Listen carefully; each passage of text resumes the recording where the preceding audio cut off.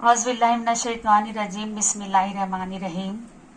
नेक अमल आखिरत में कामयाबी की जमानत है।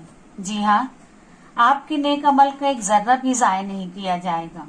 आपने किसी को सलाम किया हो, किसी को रास्ता बताया हो, किसी भूखे को खाना दिया हो, किसी गमगीन को तसल्ली दी हो, किसी को अच्छा मशवरा दिया हो, या मुस्कुराते चेहरे से किसी को देखा हो, या किसी के लिए हिदायत की दुआ की हो, ये सब नेक अमल है। महशर के दिन एक एक जर्रा, यहाँ तक कि आपके दिल के नेक इरादे भी आपके नेकियों के पल्ले में मौजूद होंगे। नेकी को हरगिज हकीर ना समझो, अगरचा अपने भाई को मुस्कुरा कर ही क्यों न देखा हो।